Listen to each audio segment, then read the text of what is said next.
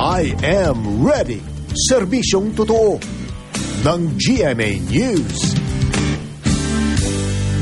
Mga kapuso, magandang lagay ng panahon sa pangkahalatan ang maaasahan natin ngayong huling araw ng 2012. Kung titingnan po yung satellite image ng Weather Central, makikitang walang gaanong kaulapang bumabalot sa bansa ngayon, maliban na lamang dito sa may extreme northern Luzon na apektado ng tail end of a cold front. Ang ibang bahagi naman po ng Luzon, magkakaroon din ng mga mahinang pagulan pero lalong-lalo na itong silangang bahagi, Cagayan Valley, Aurora, Quezon Provinces hanggang dyan po sa Bicol Region.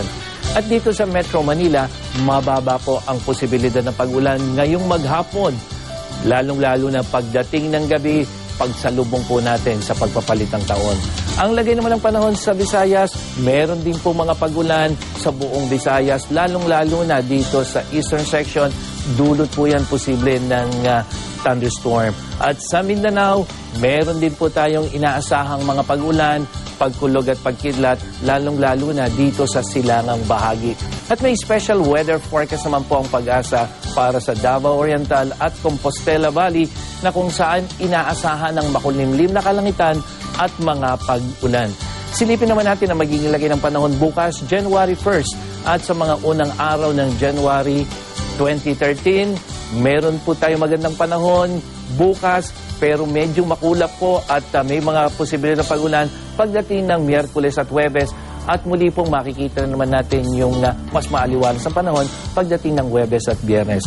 Babala naman sa mga maglalayag, huwag muna pong pumalaot dito sa mga seaboards ng northern, western at eastern seaboards ng northern Luzon. Kasama na po ang western seaboard ng central Luzon. Matataas po ang alon na inaasahan sa mga nabanggit na lugar.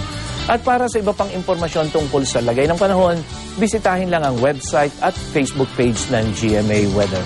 Ako po, si Nathaniel Cruz para sa I Am Ready, serbisyong totoo ng GMA News. Alright, maraming salamat, Mang Tani.